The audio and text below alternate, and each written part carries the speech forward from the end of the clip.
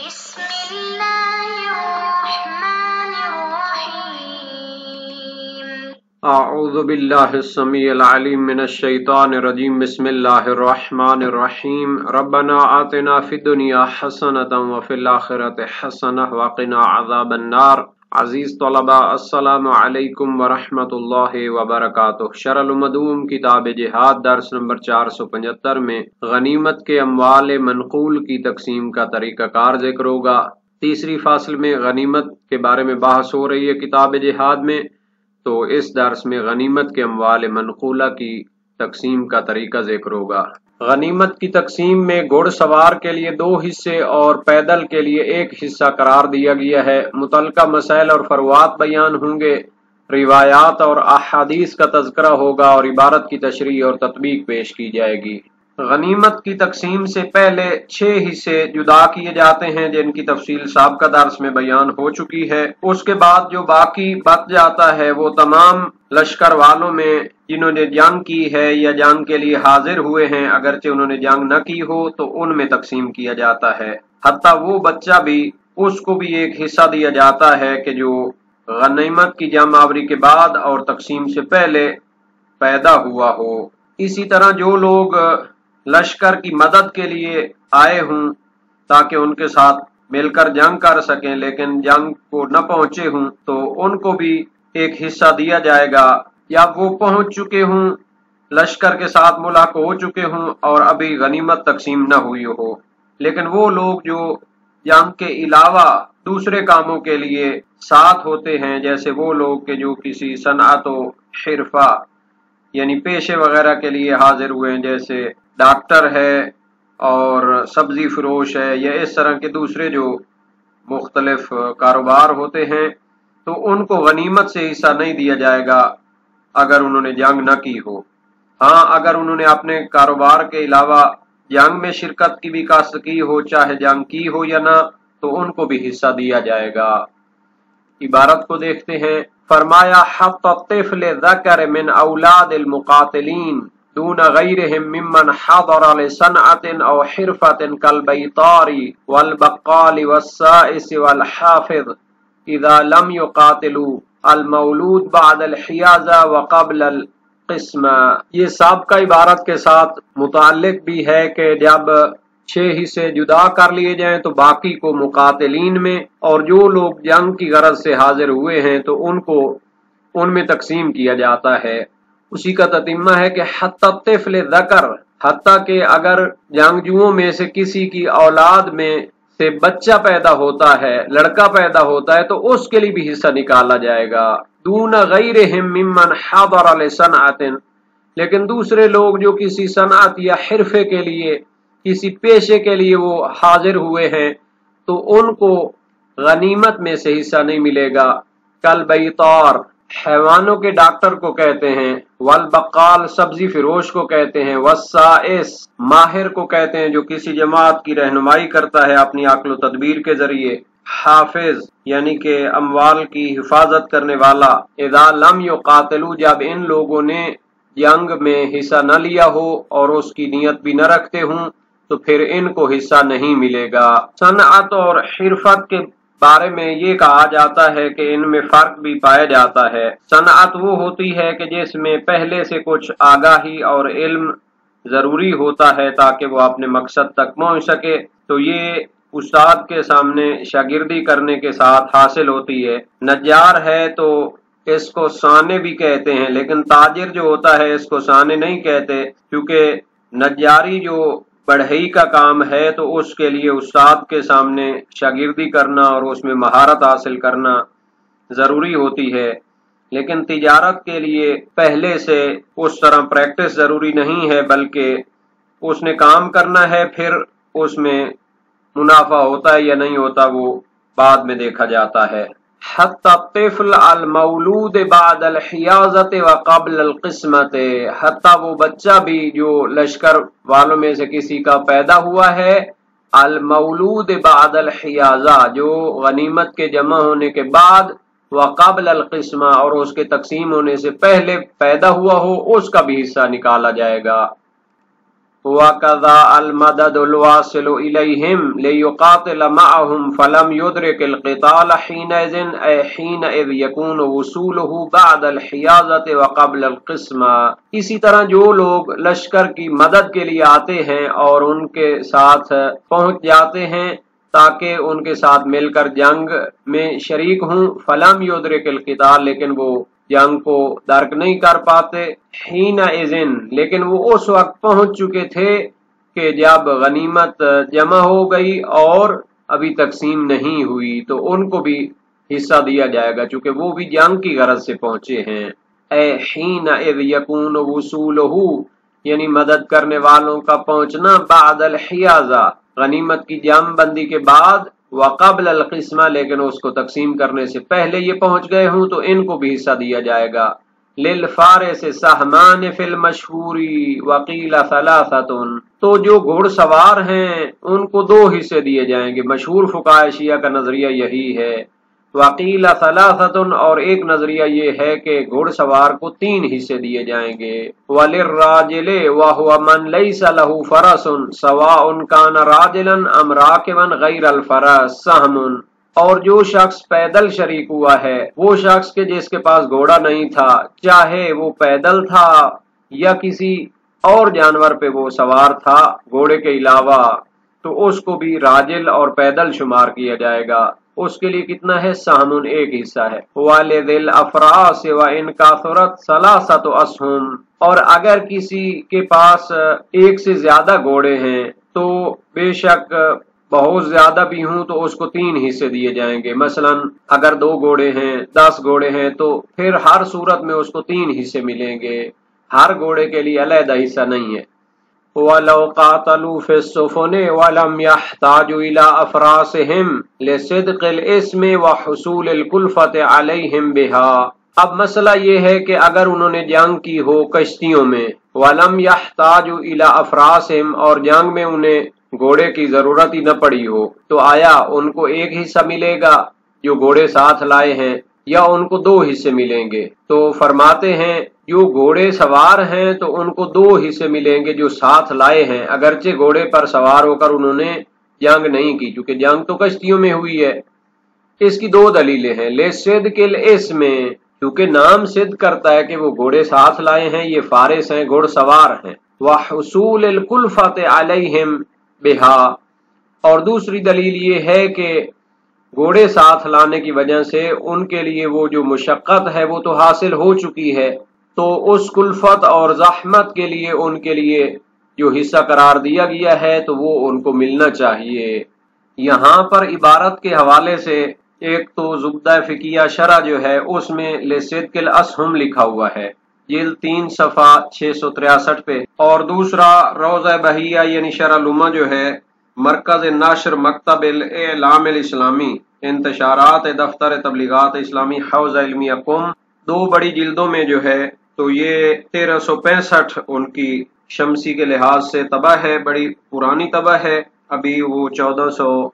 سے آگے ان کی تاریخ چلی گئی ہے، تو اس میں بھی لصدق الاسہم لکھا ہوا ہے۔ لیکن الروضۃ البہیہ فی شرح اللمۃ دمشقیہ جو طبع حجری ہے اور مکتبہ ایت اللہ العظمی مرعشی نجفی صاحب سے شائع ہوئی ہے، 1408 میں یہ طبع ہوئی ہے، تو اس طبع کی جلد اول صفحہ 261 میں لصدق الاسم لکھا ہوا ہے اور وہی بہتر ہے، یعنی گھوڑے سوار کا چونکہ اس پر نام صدق آتا ہے، وہ ساتھ لایا ہے گھوڑا، تو اس کو 2 حصے ملنے چاہیے اگرچہ انہوں نے جنگ کشتی میں کی ہو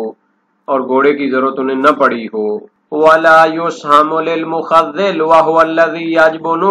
عَنِ الْقِتَالِ وَيُخَوِّفُ عَنْ لِقَاءِ الْأَبْطَالِ 2 قسم کے لوگوں کو غنیمت سے حصہ نہیں ملتا۔ ایک تو مخذل ہے، یعنی وہ شخص کے جو مسلمانوں کے لشکر میں شامل ہے لیکن مسلمان لشکر کو دشمن کے شجاع لوگوں سے جنگ کرنے سے ڈراتا ہے، اگرچہ وہ واضح اور آشکارا قرائن اور شبہات کے ذریعے ہی ڈرائے۔ مثلا کہے کہ ہوا بڑی ٹھنڈی ہے، اس سردی میں کون لڑ سکتا ہے، یا دشمن کے کسی مشہور شجاع شخص کا نام لے کے کہے کہ اس سے کون لڑ سکتا ہے، تو ایسے بزدل شخص کو غنیمت سے حصہ نہیں ملے گا، کیونکہ ایسے شبہات یا جو اس کے ذہن میں وہم و گمان ہیں تو اس کو امام یا سردار لشکر کے ساتھ بحث کرنی چاہیے اگر اس کو بیان کرنے میں کوئی مصلحت ہو، نہ کہ سپاہیوں کو جا کے ڈرانا چاہیے۔ تو یہ پہلا گروہ ہے، وَلَا يُسْهَمُ لِلْمُخَذِّلِ، یعنی ڈرانے والے شخص کو حصہ نہیں ملے گا غنیمت سے۔ وَهُوَ الَّذِي يَجْبُنُ عَنِ الْقِتَالِ، وہ شخص کے جو خود بھی لڑنے سے ڈرتا ہے، بزدل ہے، وَيُخَوِّفُ عَن لِقَاءِ الْأَبْطَالِ، اور دوسروں کو بھی ڈراتا ہے دشمن کے شجاع لوگوں سے لڑنے سے۔ وَلَوْ بِالشُّبْهَاتِ الْوَاضِحَةِ وَالْقَرَائِنِ اللَّائِحَةِ، اگرچہ کہ واضح شبہات کے ذریعے ہو اور آشکار اور روشن قرائن کے ذریعے ہو، کیونکہ جنگ تو ڈرنے کی بات نہیں ہوتی، وہاں پہ تو شجاعت کے ساتھ لڑنا ہوتا ہے، یہ سارے رسک اور مشکلات تو اس میں ہوتی ہیں۔ فَإِنَّ مِثْلَ ذَلِكَ يَنبَغِي إِلْقَاؤُهُ إِلَى الْإِمَامِ أَوِ الْأَمِيرِ إِنْ كَانَ فِيهِ صَلَاحٌ، اگر ایسے کوئی شبہ یا وہم و گمان اس کے ذہن میں ہے تو وہ اسے امام کے سامنے پیش کرنے چاہیے یا سردار لشکر کے سامنے پیش کرے۔ ان كَانَ فِيهِ صَلَاحٌ، اگر اس میں کوئی ثوابدید اور مصلحت پائی جائے۔ لا اظہارہ علی الناس، نہ کہ سپاہیوں کے سامنے اس کو بیان کرے اور ان کو ڈرائے۔ ولل مرجف، اور دوسرا ایک گروہ ہے جس کو غنیمت سے نہیں ملتا، وَهُوَ الَّذِي يَذْكُرُ قُوَّةَ الْمُشْرِكِينَ وَكَثْرَتَهُمْ بِحَيْثُ يُؤَدِّي إِلَى الْخِذْلَانِ، وہ شخص ہے جو دشمن کی قوت کو اور ان کی کثرت کو ذکر کرتا ہے کہ لشکر اسلام میں بزدلی پھیل جائے۔ ارجف یرجف، ارجاف مرجف یعنی کہ اضطراب پیدا کرتا ہے، وہ شخص ہے جو ذکر کرتا ہے مشرکین کی قوت کو اور دشمن کی کثرت کو، بحیث یؤدی، کہ جس کا نتیجہ یہ نکلے الی الخذلان، کہ لشکر میں بزدلی پھیل جائے۔ خود بھی ڈرا ہوا ہے، دوسروں کو بھی ڈرانا چاہتا ہے اور خود بھی مضطرب ہے، دوسروں میں بھی بزدلی پھیلانا چاہتا ہے، تو اس کو بھی حصہ نہیں ملے گا۔ والظاہر انہ اخص من المخذل، ظاہر یہ ہے کہ یہ مخذل ڈرانے والے کی نسبت خاص ہے، کیونکہ جو مخذل ہوتا ہے ڈرانے والا وہ کبھی دشمن کی قوت کو ذکر کر کے ڈراتا ہے، کبھی دوسرے طریقوں سے ڈراتا ہے، لیکن یہ خاص ہے جو دشمن کی قوت کو ذکر کر کے ڈراتا ہے، تو یہ خاص ہے اور وہ عام ہے، عام خاص مطلق کی ان میں نسبت ہوگی۔ وَإِذَا لَمْ يُسْهَمْ لَهُ فَأَوْلَى أَلَّا يُسْهَمْ لِفَرَسِهِ، تو جب خود مرجف اور مخذل کو حصہ نہیں ملتا تو بدرجہ اولا ان کے گھوڑے کے لیے بھی حصہ نہیں نکالا جائے گا، کیونکہ اس نے جنگ کے قوانین کی خلاف ورزی کی ہے اور الٹا نفع پہنچانے کی بجائے نقصان پہنچانے کی کوشش کی ہے۔ وَلَا لِلْقَحْمِ بِفَتْحِ الْقَافِ وَسُكُونِ الْحَاءِ وَهُوَ الْكَبِيرُ الْحَرِمِ، وَالضَّرَعِ بِفَتْحِ الضَّادِ الْمُعْجَمَةِ وَالرَّاءِ وَهُوَ الصَّغِيرُ الَّذِي لَا يَصْلُحُ لِلرُّكُوبِ أَوِ الضَّعِيفِ۔ کچھ قسم کے گھوڑے ہیں جن کے لیے حصہ نہیں نکالا جاتا، ایک تو ہے قحم، قحم یعنی قاف کی فتح زبر کے ساتھ اور ہا کی سکون کے ساتھ، جزم کے ساتھ۔ وَهُوَ الْكَبِيرُ الْحَرِمِ، یہ بڑی عمر کا گھوڑا ہوتا ہے جو جنگ میں کام نہیں آتا، تو اس کے لیے بھی حصہ نہیں نکالا جاتا۔ وَالضَّرَعُ، ضاد پر فتح ہے اور اس کو صاد نہیں پڑھنا بلکہ معجم ہے، نقطے دار ہے، ضاد پڑھنا ہے۔ وَالرَّاءِ، اور فتح ہے را پر بھی، ضرع۔ وَهُوَ الصَّغِيرُ الَّذِي لَا يَصْلُحُ لِلرُّكُوبِ، وہ چھوٹا گھوڑے کا بچہ ہے کہ جو اس قابل نہیں ہے کہ اس کے اوپر سواری کی جائے، یا بہت زیادہ کمزور ہے کہ وہ سواری کے قابل نہیں ہے، تو اس کا حصہ بھی نہیں نکالا جاتا۔ وَالْحَطِمِ بِفَتْحِ الْحَاءِ وَكَسْرِ الطَّاءِ وَهُوَ الَّذِي يَنْقُصُ مِنَ الْهُزَالِ، یہ وہ گھوڑا ہوتا ہے کہ جو کمزوری کی وجہ سے سر نیچے کر کے چلتا ہے اور جنگ میں کام آنے کی صلاحیت نہیں رکھتا۔ وَالرَّازِحِ بِالرَّاءِ الْمُهْمَلَةِ ثم الزاء بعد الالف ثم الحاء المهملة، قال الجوہری هو الحالق خزالا، وفي مجمل ابن فارس رازح اعیا، ایک تو اس کی پروننسیشن اور تلفظ بیان کر دیا کہ شروع میں را ہے، پھر اس کے بعد الف کے بعد زا ہے اور آخر میں ہا ہے، خا نہیں ہے، رازح۔ یہ وہ گھوڑا ہوتا ہے کہ جو لاغر اور کمزور ہونے کی وجہ سے یا تھکاوٹ کی وجہ سے مدد نہیں کر سکتا، جنگ میں کام نہیں آ سکتا۔ قال الجوہری، جناب جوہری صحاح اللغہ میں فرماتے ہو الحالق حزالن، یعنی کمزوری کی وجہ سے وہ پہلے ہی نڈال ہو چکا ہوتا ہے، وہ کسی کام کا نہیں ہوتا۔ وفی مجمل ابن فارس، اور ابن فارس کی کتاب مجمل لغت کی بڑی کتاب ہے، اس میں ہے رازحا اے اعیا، یعنی جو تھکا ماندہ ہے، لاغر ہے اور کسی کام آنے والا نہیں ہے۔ والمراد هنا الذي لا يقوى بصاحبه على القتال لهزال على الاول واعياء على الثاني الكائن في الاربعه من الخيل وقيل يسهم للجميع لصدق الاسم وليس ببعيد۔ شہید ثانی فرماتے ہیں یہاں پر رازح سے مراد وہ ہے کہ جو اپنے مالک کو جنگ میں مدد نہیں کرتا، لہزال علی الاول، جوہری کے نظریے کی بنیاد پر کمزوری کی وجہ سے، وَإِعْيَاءٍ عَلَى الثَّانِي، اور ابن فارس کے نظریے کی بنیاد پر خستگی اور تھکاوٹ کی وجہ سے،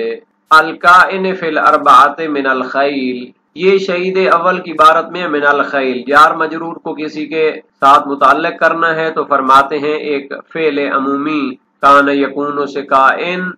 تو اس کے یہ متعلق ہوگا، یعنی یہ چاروں قسمیں گھوڑوں کی ہیں۔ وَقِيلَ يُسْهَمُ لِلْجَمِيعِ، اور ایک نظریہ یہ ہے کہ تمام قسم کے گھوڑوں کے لیے حصہ نکالا جائے گا، لِصِدْقِ الْإِسْمِ، چونکہ نام صدق آتا ہے کہ گھوڑے کو وہ ساتھ لایا ہے، وَلَيْسَ بِبَعِيدٍ، اور بعید نہیں ہے کہ یہی نظریہ بہتر ہو۔ غنیمت کی تقسیم کا جو طریقہ بیان کیا ہے اس میں کوئی اختلاف نہیں، روایات بھی دلالت کرتی ہیں۔ صحیح معاویہ بن وہب جلیل القدر سے راوی امام صادق علیہ السلام سے روایت کی، السریہ یبعثها الامام فیصیبون غنائم کیف تقسم، قال ان قاتلوا علیہ مع امیر امرہ الامام علیہم اخرج منها الخمس للہ وللرسول وقسم بینہم 4 اخماس۔ ایک لشکر کو امام علیہ السلام بھیجتے ہیں، انہیں غنیمت حاصل ہوتی ہے تو وہ تقسیم کیسے ہوگی؟ فرمایا اگر ان کو امیر کے ساتھ بھیجا ہو، سردار کے ساتھ بھیجا ہو تو وہ خمس نکالے گا اللہ اور رسول کا، اور باقی 4 حصوں کو